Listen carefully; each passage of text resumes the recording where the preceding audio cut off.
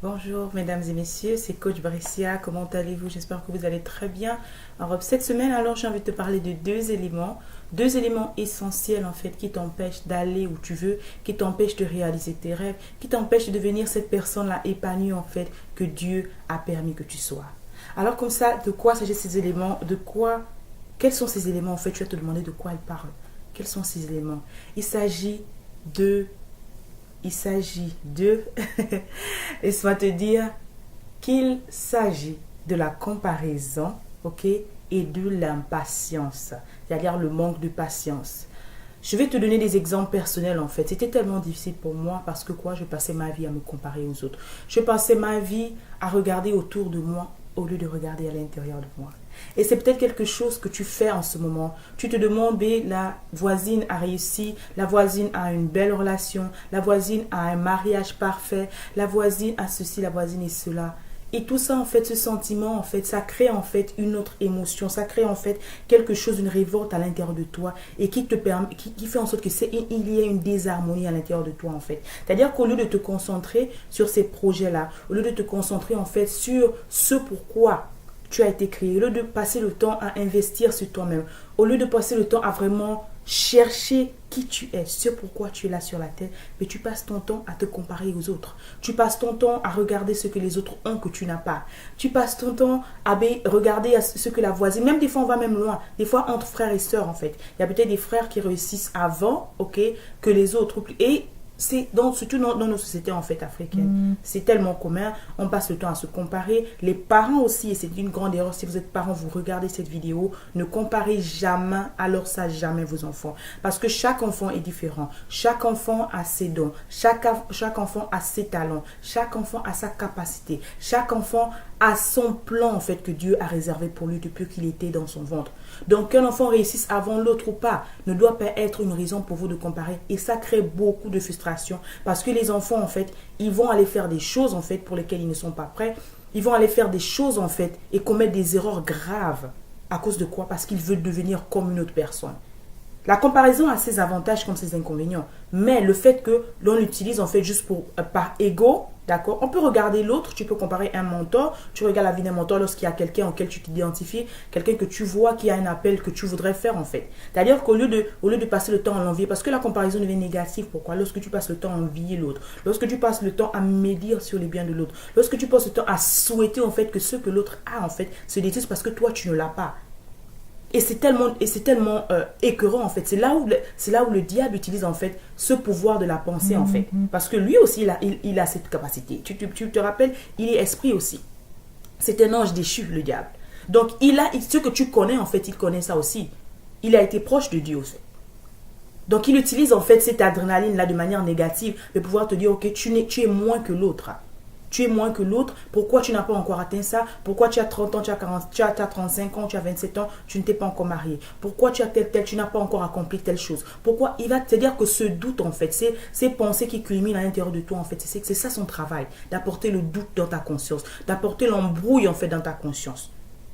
Je ne sais pas si tu me suis, j'espère que vous allez comprendre. Je vous dis assure que moi-même j'ai été dans cette position, moi-même pendant des années. Et une autre chose malheureusement, ok, et j'aimerais que lorsque tu écoutes cette chaîne, lorsque tu es là sur cette chaîne, c'est parce que tu veux changer. Tu es là parce que tu veux devenir la meilleure version de toi-même. Tu es là parce que tu veux découvrir ce que Dieu a caché en toi. Tu es là parce que hier tu te posais des questions, mais qu'aujourd'hui je t'aide petit à petit, d'accord, à découvrir cette belle personne qui est à l'intérieur de toi. On se compare souvent à notre passé douloureux des fois. Et moi-même j'étais dans cette capacité. Si tu me suis depuis longtemps, j'ai fait mon témoignage et les témoignages arriveront. Pendant ma plus jeune âge, j'ai eu une enfance terrible. J'ai commencé la vie de manière brutale en fait. J'ai été violée dans mon propre intérieur, dans mon corps, dans mon âme. Je me sentais blessée, je me sentais sale, je me sentais, oh mon Dieu, je me sentais indésirable. Je sentais que la poisse était sur moi. Je marchais, je sentais la poisse. Je te dis, pendant des années, je me suis recroquevillée sur moi-même. Je restais dans mon coin parce que je ne voulais pas que quelqu'un m'approche. Je regardais les jeunes filles autour de moi, je disais, mon Dieu, au moins elle va se marier vierge. Au moins elle, c'est-à-dire, et je t'assure que ces sentiments-là a fait de moi une personne aigrie. Une personne tellement aigrie que c'était difficile pour moi d'avoir des amis. C'était difficile pour moi d'avoir des relations épanouies, des relations normales. D'abord avec moi-même et avec Dieu. J'en voulais à Dieu. Je me suis dit, Seigneur, comment tu peux permettre quelque chose m'arrive comme ça? Ton jeûne, comment tu peux permettre à ce qu'un être que tu as créé toi-même, comment cette vie dans c'est-à-dire que j'avais tellement de questions. Je passais le temps à regarder autour de moi. Les gens qui soi-disant étaient épanouis, pendant que les jeunes de mon âge jouaient, ou les jeunes de mon âge s'épanouissaient, moi j'étais là en train de penser en fait à ce qui m'était arrivé. J'étais en train d'imaginer déjà mon avenir, juste parce que cet épisode était arrivé, ce moment en fait trop était arrivé, ma vie pour moi était terminée. Et c'est comme ça que je regardais les autres, je disais, mon Dieu, je pleurais parce que je passais le temps à me comparer. Je n'arrivais pas à m'épanouir parce que je passais le temps à me comparer. Je n'arrivais pas à voir au-delà de cette douleur parce que je passais le temps à me comparer. Je regardais mes frères et sœurs, je regardais mes voisins, je regardais mes condisciples de classe. L'environnement, quand je dis souvent qu'il faut faire attention à l'environnement, parce que c'est ça en fait la comparaison. C'est là d'où on vient en fait. On regarde autour de toi et sans que tu le veuilles. Tu vas vouloir te comparer, surtout quand tu ne sais pas encore ton identité, surtout quand tu n'as pas encore ta place, tu n'as pas encore reconnu que Dieu t'a mis ici pour une raison, quand tu ne sais pas encore ta mission, quand tu ne l'as pas encore comprise et acceptée, tu vas passer le temps à vouloir être comme une autre personne. Et c'est très, très, très dangereux. Beaucoup passent à côté de leur mission. Beaucoup passent à côté de leur don. Beaucoup passent à côté de leur appel. Beaucoup passent à côté de la raison pour laquelle Dieu les a créés. Parce qu'ils passent le temps à se comparer aux autres. Alors je t'en supplie, cette semaine, j'aimerais que tu te concentres sur cet aspect-là. J'aimerais que tu te poses la question. À quel moment me suis-je comparé à tel, à X ou à Y? Est-ce que je veux sa vie? Pourquoi j'en veux à sa vie? Est-ce que c'est juste pour m'identifier à elle? Ou bien derrière cette comparaison, c'est une envie en fait malsaine? Parce qu'on pêche par pensée, par parole et par action. Est-ce que indirectement, j'envie cette personne? Est-ce que je jalouse cette personne? Parce que l'envie, nous dit la Bible, est la carie des os. Donc il faut faire très attention. Tu dois te poser, j'aimerais que tu fasses une autocritique cette semaine, que tu te poses la question. Est-ce que la personne que j'admire, je l'admire parce que je suis prête à aller investir sur elle, parce qu'elle a une connaissance qu'elle doit me donner pour que je devienne la meilleure version de moi-même, pour que j'aille à un autre niveau? Ou c'est cette envie-là qui te fait en sorte que lorsque tu regardes l'autre, tu médises. Lorsque tu regardes l'autre, tu la toises, comme on dit chez nous. Lorsque tu regardes l'autre, tu te sens tellement... Tu veux ce qu'elle a en fait. Et il y a ces gens, il y a ces personnes-là qui ont cette envie en fait, qui veut se comparer, qui veut avoir ce que l'autre a. Et c'est très grave. Tu ne peux pas te comparer à l'autre. Parce que comme je dis souvent, ta naissance, tout le monde, si Dieu voulait que tout le monde soit pareil, il nous aurait naquis le même jour. Mais il y a un moment qu'il arrive, il y a une date de naissance. Ta date de naissance a été préméditée par Dieu. Ta date même du départ a été préméditée par Dieu. Tu peux faire tout ce que tu fais. Le jour où Dieu dit que c'est ton jour, tu vas partir.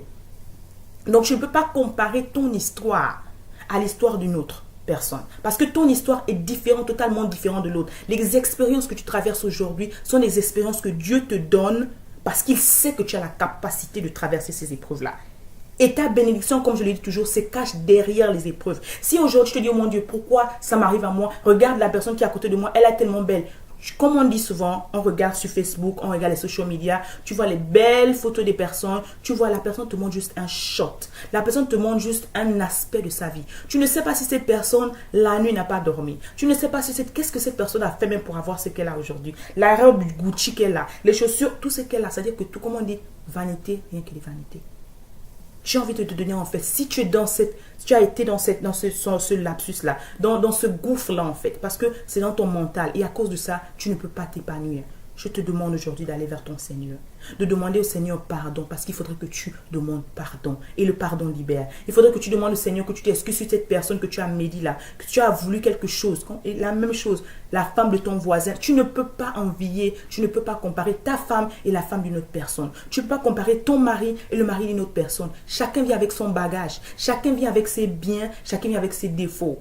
Si tu veux avoir ce que l'autre a, est-ce que tu es prêt à subir les épreuves par lesquelles ils sont passés en fait? Est-ce que tu es prêt à traverser ces épreuves?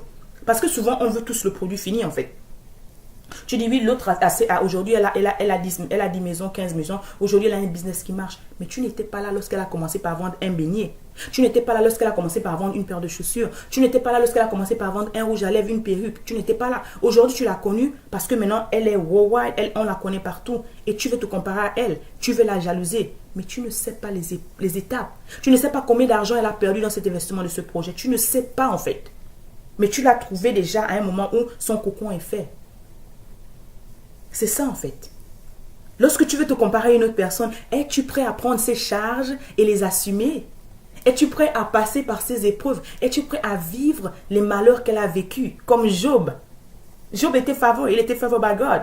Mais toutes les épreuves que Dieu lui a dit, malgré ça, Dieu a dit au diable, fais tout, mais ne lui enlève pas ma foi. J'aimerais qu'aujourd'hui, que tu penses à quelque chose, quelle que soit la raison, quelle que soit la situation dans laquelle tu te trouves aujourd'hui. J'aimerais que tu aies la foi là.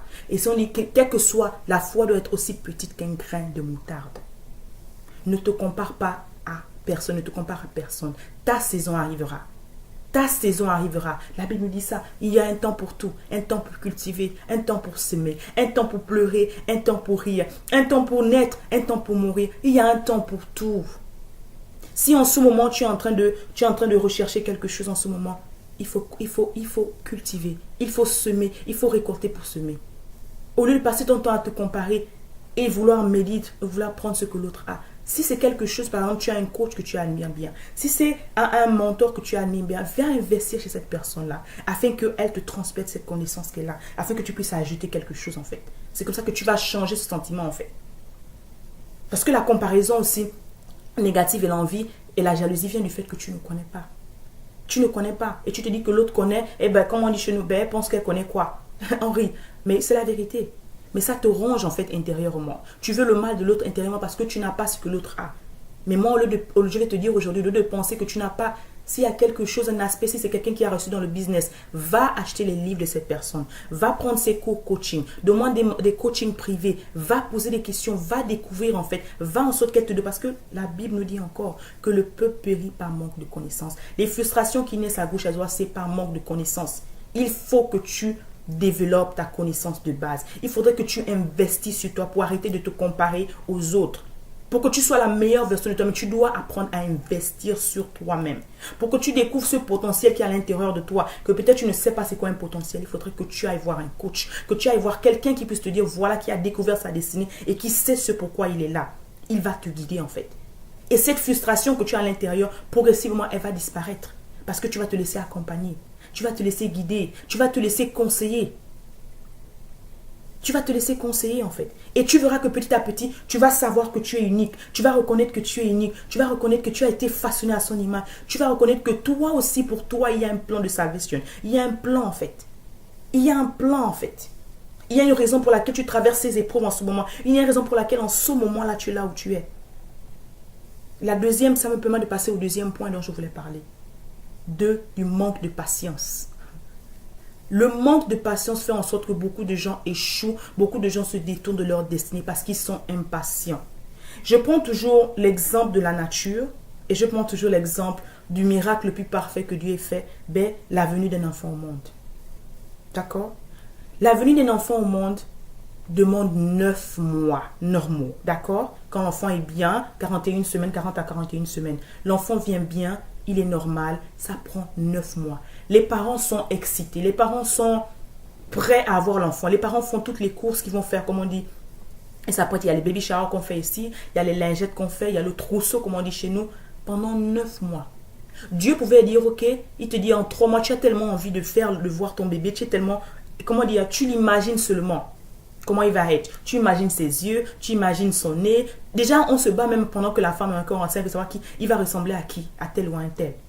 Pendant ces, mais Dieu te dit d'attendre. Dieu te dit, tu dois attendre 9 mois. Et pendant ces 9 mois, il prépare l'enfant. Il met tout ce qui est à l'intérieur de l'enfant, tout ce que l'enfant doit avoir. Par exemple, là, il a dit à Jérémie, je te connaissais déjà pendant que tu étais dans le ventre de ta mère. J'avais déjà des projets de paix pour toi dans le ventre de ta mère. Ça prend 9 mois au Seigneur pour former ton corps. Ça prend 9 mois au Seigneur pour arranger la qualité de ton ADN, la qualité de tes cheveux, la qualité de ta peau. C'est-à-dire que tous les attributs dont tu auras besoin au cours de ton existence, ça prend 9 mois. Pourquoi le Seigneur veut que tu attendes 9 mois pour voir ce miracle se produire sur toi? Parce qu'il faudrait que tu sois patient. La femme va regarder son corps se transformer. Et non seulement au cours de cette patience-là, il y a aussi des épreuves. Parce que pour être une mère, tu dois être mentalement préparé. Pour être un père, tu dois être spirituellement, mentalement préparé aussi. On vous prépare pendant ces 9 mois à la venue de cet être en fait. La patience. La patience.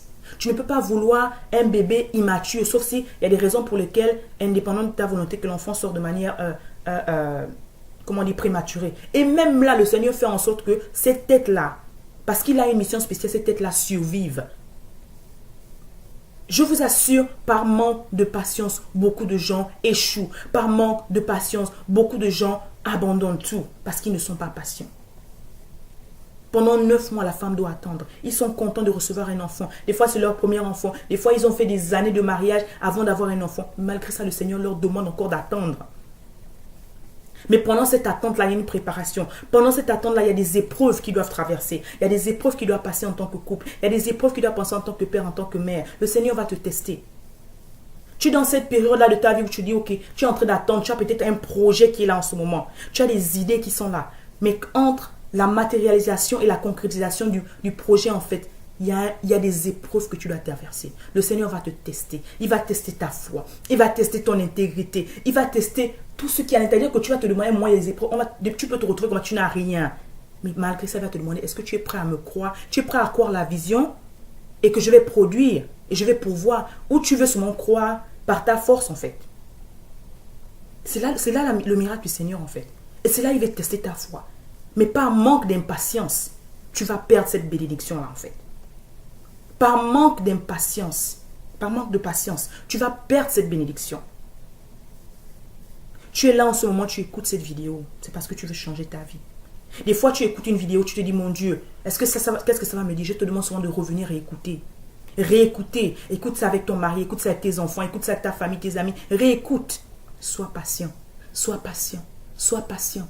Sois patient. L'autre point, comme je parlais, c'est de la nature, en fait.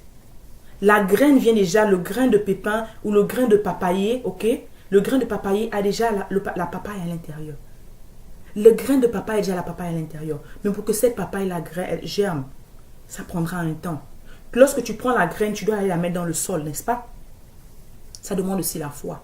Tu vas mettre dans le sol, il va pousser, n'est-ce pas? Il va pousser. Mais le temps que le papayer, j'ai oublié la date de germination, mais le temps que le papayer grandisse, ça prendra un temps. Si tu veux planter même la graine d'arachide ou faire une petite plantation, ta vie c'est comme une plantation. Ton projet c'est une plantation. Ta relation c'est une plantation. Tout en fait. C'est un projet en fait. Il y aura des saisons en fait. Par manque d'impatience, tu vas cultiver, tu vas semer pendant l'hiver, par exemple la période où il fait froid, mais ta plante ne peut pas germer. Ta plante ne peut pas germer. Mais tu oublies que pendant l'hiver, en fait, les bourgeons, en fait, ils se renferment. Les bourgeons ne meurent pas parce qu'à l'intérieur, il y a toujours le grain, le jus là à l'intérieur. Raison pour laquelle, lorsque le printemps arrive, ils fleurissent. Pourquoi les fleurs renaissent, les bourgeons renaissent, et tu vois ces arbres qui reviennent. Parce que c'est cyclique, en fait. La nature est notre meilleur maître, comme on dit souvent. Pendant qu'il fait froid, les feuilles sont mortes. Mais l'arbre n'est pas mort. Les feuilles sont tombées, mais l'arbre est toujours là. Parce que c'est à l'intérieur que c'est refermé. Cette foi, c'est à l'intérieur que tu dois poser comme la nature. Cette puissance, c'est à l'intérieur de toi que tu as posé ça. Tu dois être patient. Tu dois être patient pendant les épreuves. Tu dois pouvoir germer, enlever les mauvaises herbes. Les mauvaises, c'est quoi? Les mauvaises pensées, les mauvaises paroles, les mauvaises actions. Tu dois avoir foi. Tu dois cultiver ta foi tous les jours. Tu dois t'enforcer et t'engouffrer dans la parole de Dieu. Ça doit devenir ton, comme on a dit, que ce livre de la loi ne s'éloigne jamais de ta bouche. D'accord? Alors j'espère qu'elle t'a inspiré. C'était ma pépite de la semaine. 2 choses qui t'empêchent d'avancer. 2 choses qui t'empêchent de devenir la meilleure version de toi-même. 2 choses qui t'empêchent de devenir celle-là en fait, ou celui-là que Dieu a prédestiné. Quelles sont ces choses? Eh bien, le manque de patience. D'accord? Et aussi, la comparaison.